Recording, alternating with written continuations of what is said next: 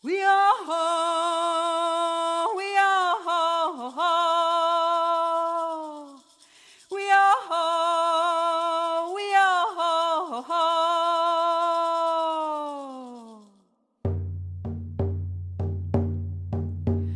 We are ho, we are ho, we are ho. Scansion da uioli. We are ho, we are ho, we are ho. Scansion de yanda qua. On voit ya aya rasquas. Yon och tank yanda qua. Allô, mon beau André? Allô, comment ça va? Ça va bien, mon beau car imagine-toi que j'étais avec 4 belles filles de l'école de design de l'UQAM. Moi, elles viennent de loin encore. Oui. Puis là, imagine-toi, je suis à la caméra, on est en train de me filmer puis de m'interroger. C'est pas sérieux? Oui, puis j'ai pris la peine de te répondre. Parce qu'ils vont faire un travail là, sur le thème un peu des souliers. Puis là, ils voulaient savoir un petit peu mon point de vue par rapport à l'artisanat autochtone, là, sur les mocassins. Oui, bonjour, mon nom est Jason Picard, je suis membre de la nation Wendat ici à Wendake, donc en banlieue de Québec, et je suis le président de Bastien Industrie, une entreprise de mocassins qui a débuté en 1878. My name is Jobina Pidanaquad, and I'm an Algonquin from the Kitigan Zibi Reserve in Quebec. And I'm a contemporary Indigenous artist. My name is Nicole Campog, and I am the owner, along with my husband, of a little company called EMP Artisan. And we are based out of Iqaluit, but my home community, my original community, is Rankin Inlet, which is in the central part of Nunavut. Mon nom est Sylvie Bernard. Mon papa est malicite. OK. Mais la nation malicite fait partie de la grande famille abénakise, mais la grande confédération wabanakise. Et ma mère est québécoise. Donc, dès mon très jeune âge, j'ai commencé à bricoler. Tellement bricoler que c'est fou. Ça s'invente pas. C'est vraiment incroyable. Même, ça me surprend moi-même. Tellement que ma vie a été l'artisanat. Et le chant, bien sûr, dès mon jeune âge aussi. Donc, les deux passions, la musique et l'artisanat. J'ai eu la chance extraordinaire à l'âge d'à peu près 9 ans de rencontrer une petite fille qui deviendra ma meilleure amie. Et eux sont arrivés dans le Paclin. Nous étions dans la région de Trois-Rivières à ce moment-là. Et ça arrive dans le Paclin, ça. Donc, ma copine se met à me montrer à tricoter. Fait que là, c'était ben, c'est là que je me suis accrochée au bricolage. Et puis, c'était notre vie. Là. On a 13, 14, 15 ans, on part avec notre sacoche remplie de choses qu'on a faites en tricot, puis on va vendre ça, puis on dit que c'est pour le tiers-monde. Et puis, c'était notre vie. Alors donc, après ça, après cette période-là, il y a un cours d'artisanat qui nous a été offert sur la communauté ici. Donc, il y a eu une femme inuit qui est venue nous montrer la confection de patrons, soit de mitaines, mocassins, manteaux. On devait faire toutes les grandeurs en carton, tout ce que j'ai encore ici. Donc, toutes les grandeurs de mocassins, je sais combien, 8,5, ok, on va aller dedans, il faut chercher mon patron. Et puis ça aussi, c'était, on avait eu une distinction de l'école. C'était comme relié avec le gouvernement, ça, cette formation-là. When I studied art history, I needed to learn the language of the colonizer. So I studied art history to make more impactful artwork. And beadwork is my primary medium at the moment, but I am a photographer and a printmaker as well. In my art practice, I often talk about my actual Indigenous identity, like my based on my Indigenous experience, but I also base my art practice in the stories from my grandfather and also academia as well, because I did study art history, and I often thought of my grandfather as a rebel. So I thought I myself could be a rebel. So I put those ideas into my art practice because I really want to tell an authentic story.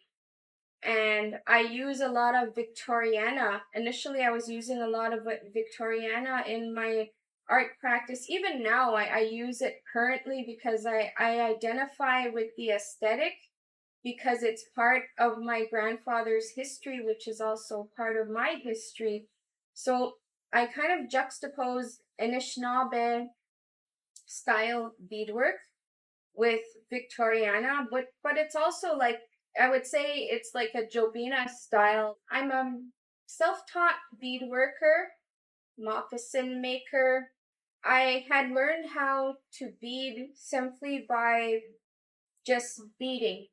I would take things apart, I would put them back together because for me, I'm a very visual person, and I guess that makes sense because I'm an artist. And I understand things when I study it and I actually do it and I actually see it. So I always wanted to make moccasins, but sometimes like I didn't have that background where I had an older relative like my grandma or my aunts or somebody like that to teach me, because it like I think that's kind of a stereotype that all indigenous people are artists, because I don't think that's really true, because we're just basically human beings. Um, so my experience with shoemaking is just something that I picked up. I want to say in 2015. Our brand first started out with jewelry, with jewelry from the materials that we receive off the land.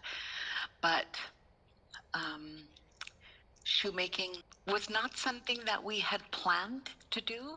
It was just something that kind of came along one day. I was thinking about the importance of seal fur to our culture and how we're always wanting to highlight seal fur or celebrate it. Uh, I seen a pair of stiletto shoes on our local sell swap page on Facebook Marketplace. And I thought, what a wonderful idea it would be to try doing them in seal fur. Um, and that is kind of goes into the how we came into the practice of doing footwear. Um, So it was all just by trial and error. I don't have any courses or classes or anything for shoemaking. It's all just learning as we go. Our traditional footwear is seal fur and the sealskin waterproofing.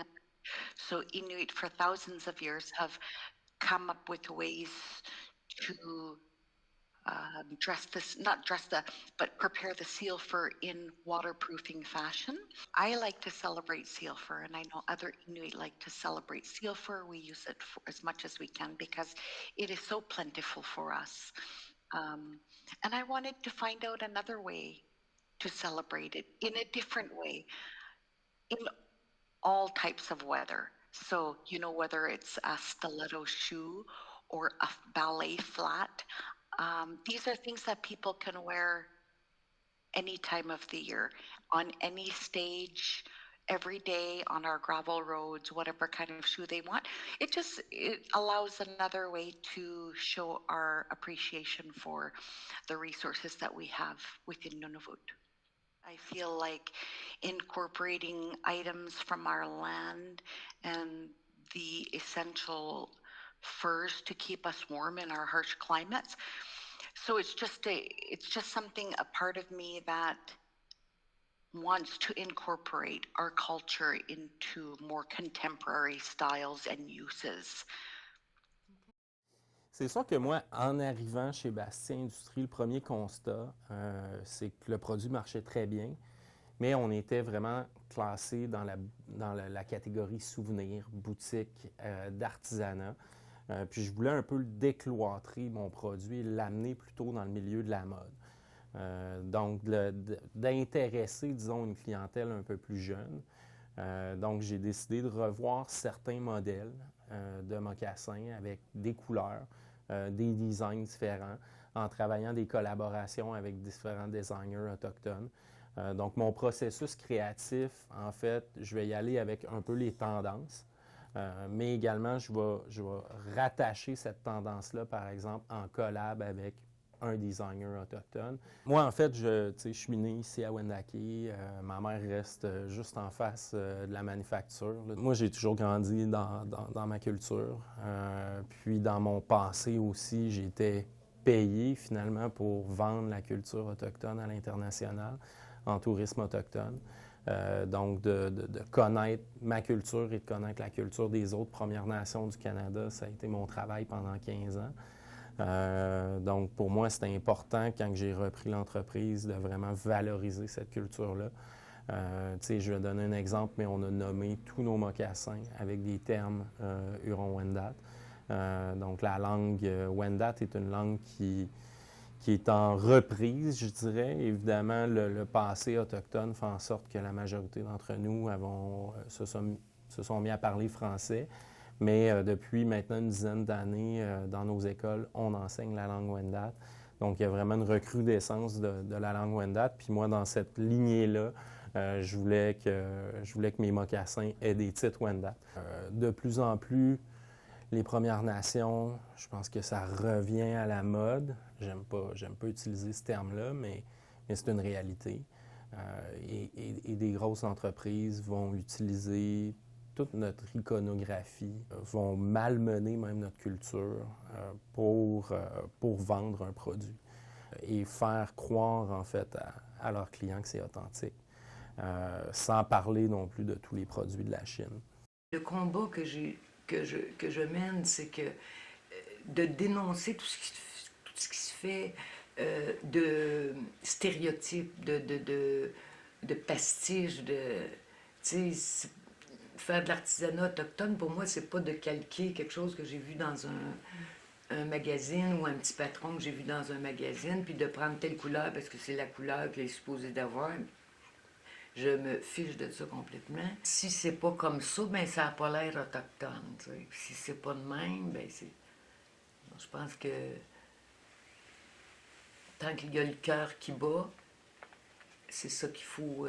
c'est ça qui est le plus important, puis le plus vivant, puis qui va donner les meilleurs résultats pour faire revivre notre identité, quoi. J'aime travailler avec ce qui me tombe sous la main. Oui, ce qui me tombe sous la main. Donc, si je vais en voyage, ça m'est arrivé quelques fois en vacances, moi j'amène toujours quelque chose à faire, hein, oubliez pas ça. Et puis, mais c'est de faire quelque chose avec quelque chose que je vais trouver là-bas. Puis, même s'il faut que j'attende 5 minutes sur le coin d'une rue à Québec, je vais trouver quelque chose. C'est ça que j'aime. Quelque chose qui me tombe sous la main parce que j'ai pas le temps de magasiner.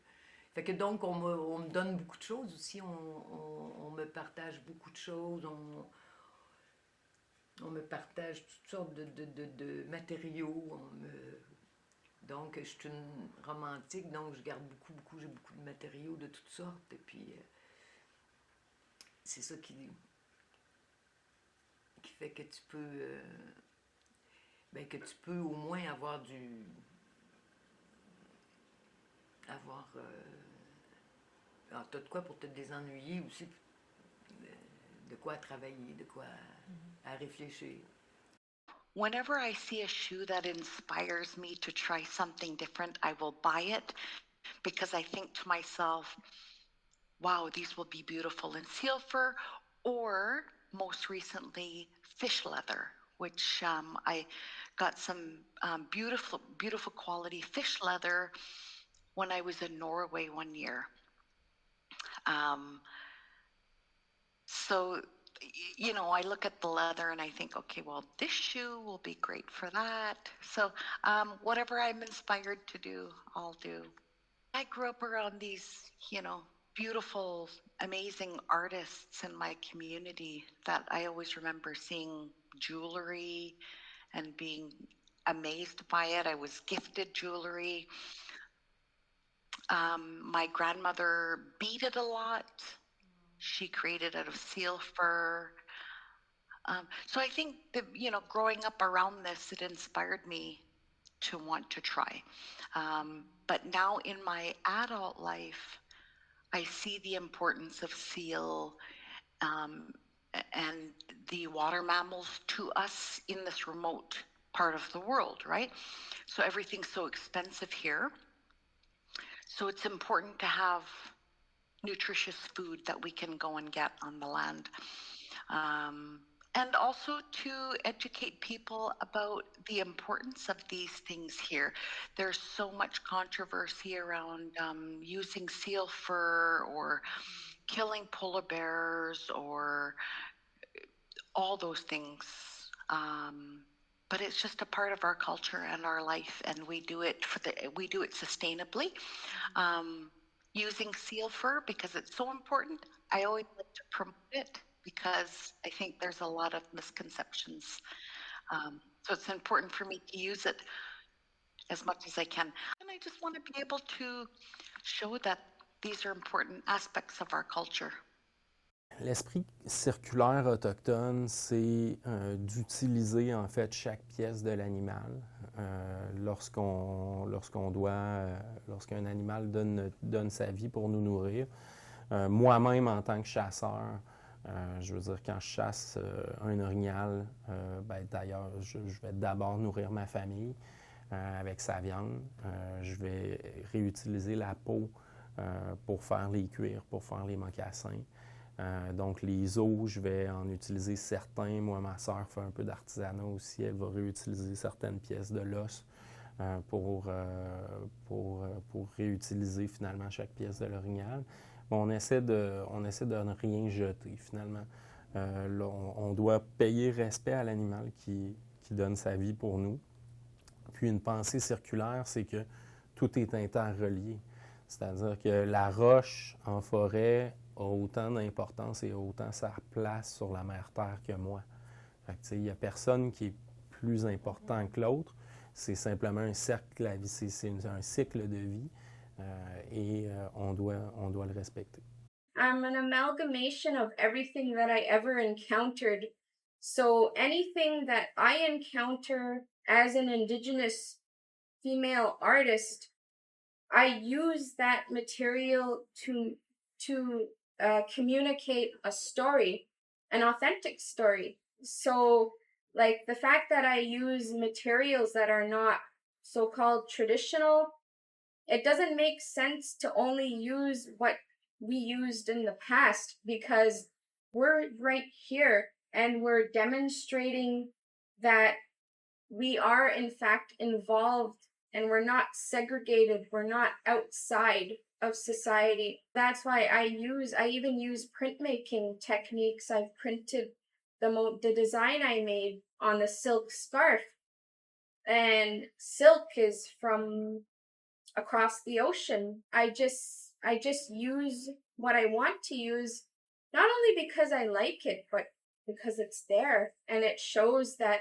history and those interactions. Well, I think that while I am considered a contemporary artist, I've been called a contemporary artist when I was saying that I'm traditional.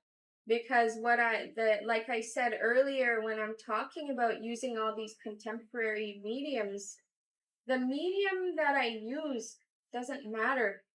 It's the story that I'm telling.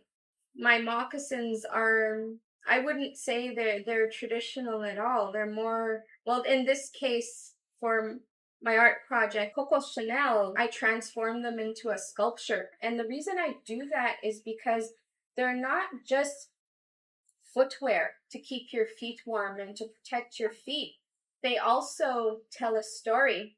As I was doing research about her, I found out that she had an affinity with Nazism and she was a Nazi informant, and that was something that I didn't know. But I wanted to kind of reclaim this symbol because it's actually a good symbol.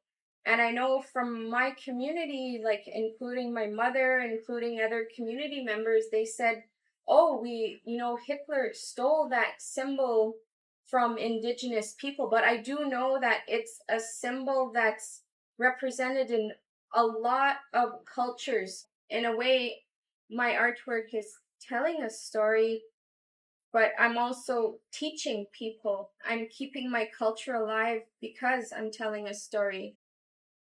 Ben, les symboles, on a les souvenirs qu'on peut voir dans les livres, tout ça, mais moi je dis que tout est à refaire, là. Si on veut que ce peuple soit vivant, il faut tout refaire, tout refaire. Il faut tout refaire. Puis si on refait rien, ben il n'y aura rien. On a tout perdu. Il faut tout refaire. Et de là l'importance, justement, de le refaire avec toute la créativité qu'on peut. De ne pas avoir peur de ça.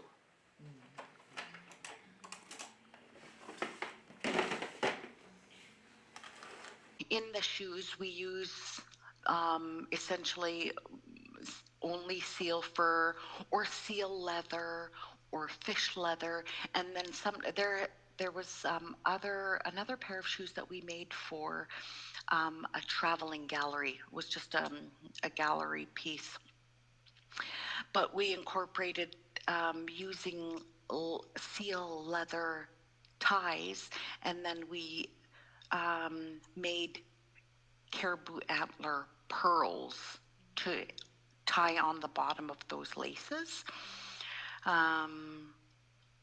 So we tried, of course, all of our shoes or most of our shoes are done with the seal fur, which is very symbolic of Inuit culture, I find.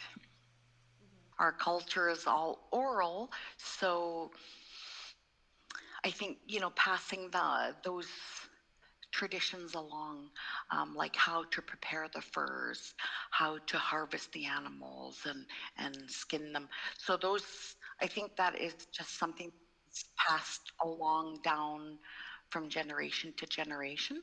And we do have organizations that put on courses or workshops for people to learn it that might not have learned when they were younger. So that's another good way to preserve it, is it being taught in our Arctic College or organizations. Un mocassin, tu sais, c'est un soulier très bas. C'est un soulier qui souvent n'aura pas de semelle. En fait, le mocassin original est vraiment sans semelle, donc c'est 100% cuir. Donc le but, c'est vraiment de pouvoir se grounder à la mère terre, pouvoir vraiment toucher le sol. Évidemment, avec le temps, avec les processus de production, et on s'est adapté aux besoins de la clientèle, on a maintenant un peu de tout, c'est-à-dire qu'on a le mocassin vraiment avec la semelle de caoutchouc, ou encore on a le mocassin plus traditionnel avec la semelle de cuir. Nous, on produit en fait, à pleine capacité, on produit 180 paires de mocassins par jour, ce qui représente une capacité de production d'à peu près 45 000 paires annuellement. toutes les Premières Nations ont leur forme de mocassin, leur type de mocassin. Donc, je pense que tout le monde a un peu son design de mocassin puis sa formule. Nous, dans notre cas, vraiment le plus classique, là, celui qu'on reconnaît, c'est vraiment celui-ci. Donc en cuir d'orignal avec le design de perlage qu'on voit ici. Traditionnellement, en fait, pourquoi il y a un trou dans le centre, c'est qu'anciennement, on faisait un pompon en poil d'orignal. Malheureusement, on a dû cesser d'en produire faute de main-d'œuvre. Cette partie, on l'appelle l'empeigne. C'est souvent cette partie-là qui va être décorée, soit de broderie, de piquant de porc-épic, qui est de moins en moins utilisée parce que les techniques sont presque... Il n'y a pas grand monde qui font ça. Puis tu as le perlage. Et puis, encore la même chose avec ma doublure. J'ai pris un coton pour celle-ci. Ça aurait pu être un daffel, une laine pressée. Et puis lui, voyez-vous, lui, il n'y a pas... C'est pas du tout le même patron. C'est vraiment, lui... ça, c'est... On appelle ça le point montagnier. Ici, on n'a pas de point montagnier. C'est vraiment le pied, celui-là. Vraiment le pied avec une autre façon de procéder. Bien, le mocassin, je peux résumer en 8 étapes, les étapes de production. La première chose, c'est la réception des peaux, le classement des peaux. C'est sûr qu'on travaille avec du cuir, donc c'est pas un produit qui est homogène. Chaque peau a sa particularité, ils ont tous leurs défauts, ils ont tous leur niveau de raideur.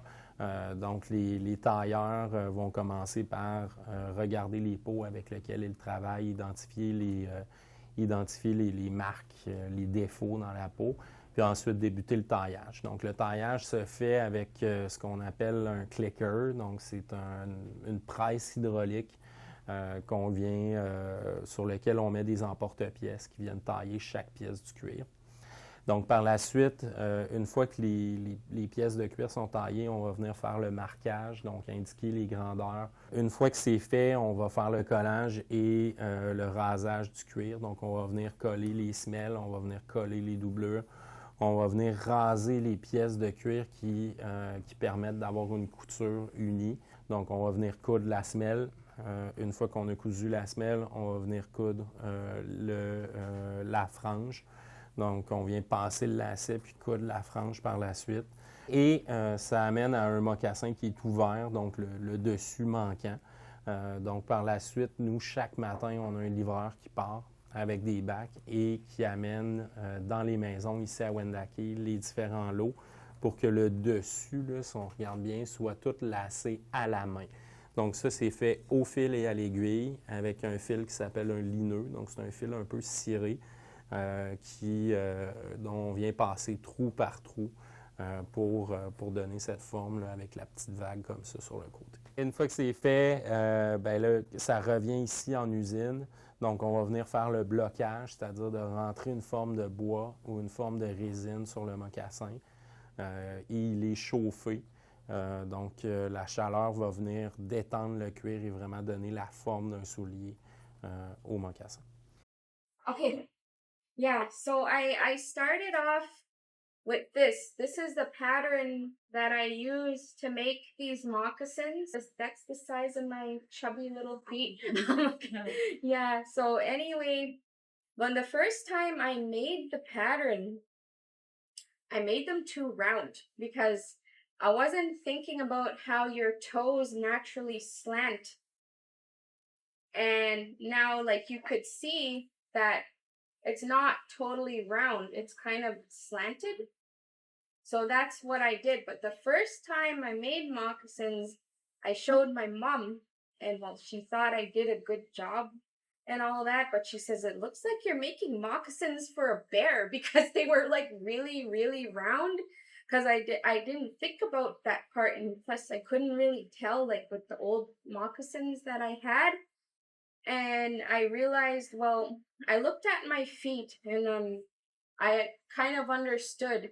And then once I understood how feet are and the structure of a foot, it kind of made sense. And then when I did it in that way, I was successful.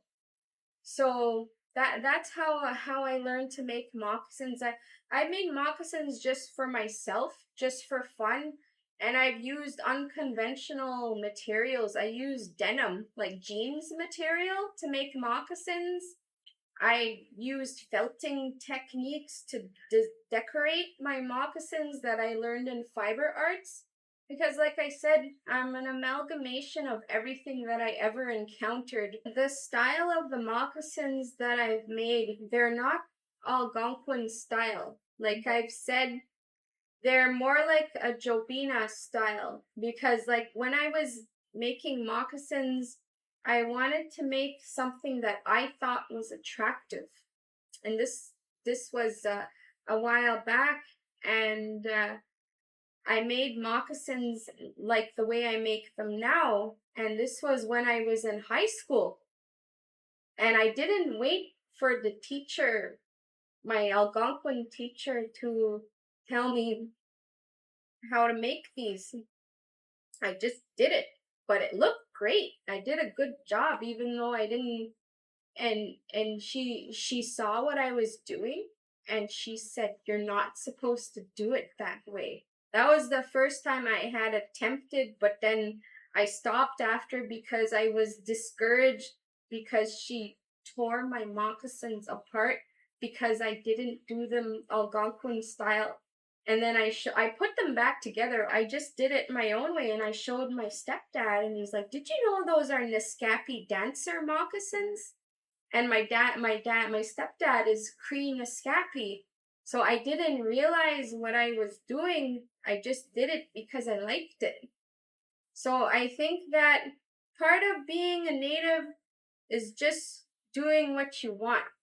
So, say if somebody had asked me for a pair of shoes for a celebration, or they wanted it for a graduation or a big show. So then I would I would show them the shoes that I have in stock, which are just the shoes that I buy from the store. Or they will come to me with their favorite shoe and ask if I can do that too, which of course, totally possible to customize their favorite footwear. And then I have to make a pattern for it. So I have one thing I learned on the very first pair of stilettos was that I can't take a pattern from one side and flip it over and it will fit the other. It doesn't work like that. I have to make a pattern for both individual shoes each time. And then so I'll do the pattern, and then I'll cut it out of the seal fur, and then I will prep the seal fur and the existing shoe for them to marry each other. Là, je te parle d'une paire de mocassins ou de souliers que j'ai une histoire à raconter par rapport à ça. Ben, c'est justement mes petits mocassins avec mes médailles, là. Mes petits mocassins d'enfant. Ça, c'est aussi pour mon projet Les Non-Dits. Et ces mocassins-là sont dédiés. Oh, c'était triste, ça, dans son acte de sépulture, c'était marqué j'ai enseveli Marie, morte hier, écrasée par sa cabane. Et son enfant a subi le même sort. Donc, ils ont été enterrés ensemble, et c'est pour ça que à cette Marie-là, puis là, chaque pièce, l'acte de sépulture va être présenté là, à l'exposition. Donc, elle a été écrasée par sa cabane avec son enfant. Donc, c'est pour ça que cette pièce, cette paire de mocassins d'enfant va être à cette Marie-là, cette Marie sans nom-là. Ça, Les Non-Dits, c'est un projet que j'ai parti parce que j'avais fait une recherche de fou en généalogie. J'ai choisi de rendre hommage à 60 femmes de ma communauté entre 1650 et 1850. 60 femmes qui ont été inhumées sans nom. Puis là, je me dis, tiens, de leur savoir-faire, comment je peux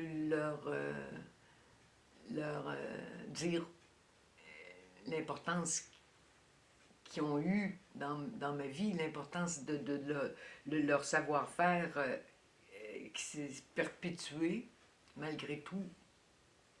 Donc, je leur offre chacune pièce de mon parcours, donc 60 pièces. Artists have the power to change the minds of people and to impact people in a visual way.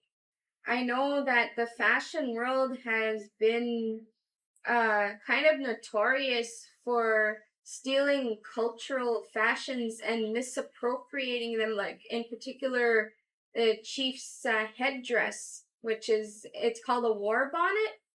And you see that a lot in fashion, like Victoria's Secret models, for example, but there's so many. There's so many examples where they misuse something that was sacred and cultural, because even I can't wear a chief's headdress because I'm not a chief. Bien, mon message, je pense, pour les étudiants en mode, ce serait vraiment, oui, de faire attention à l'appropriation culturelle, mais c'est que si vous voulez travailler sur un produit autochtone, bien, intégrez-nous. Tu sais, on est là. On est là, prenez le temps. Prenez le temps de venir nous voir. Prenez le temps de comprendre notre culture. Prenez le temps de comprendre notre histoire.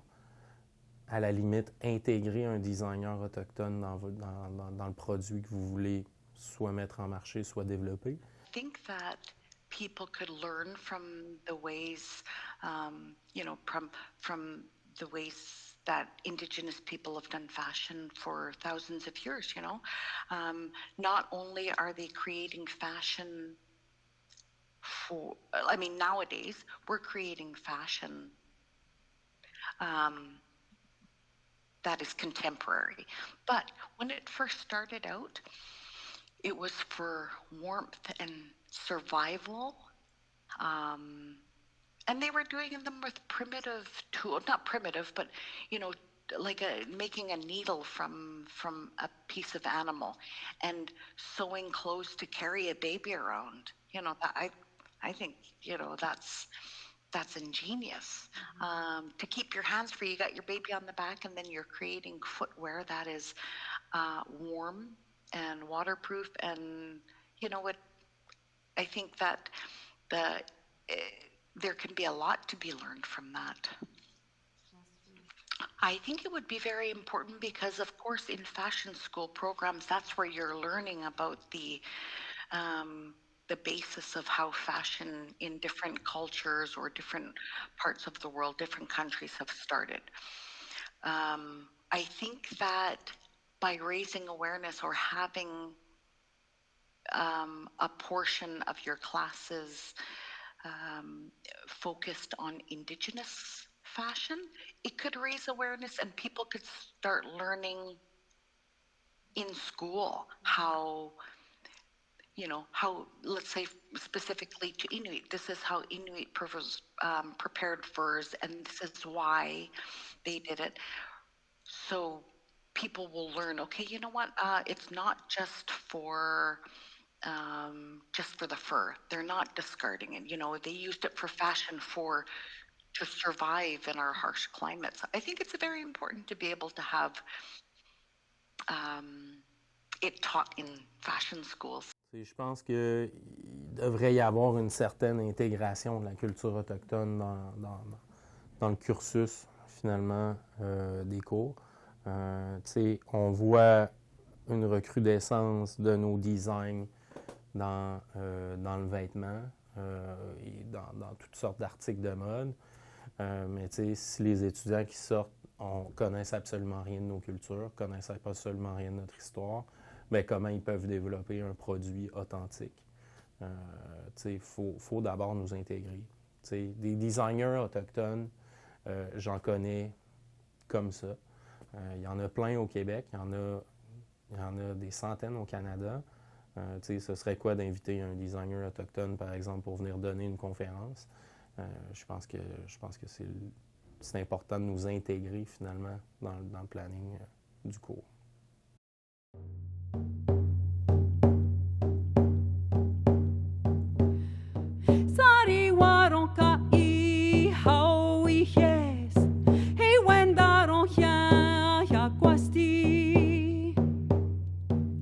Atai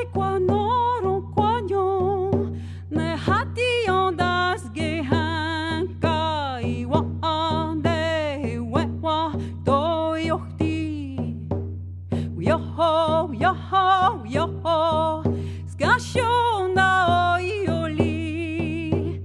Yoho, yoho, yoho, skashonda.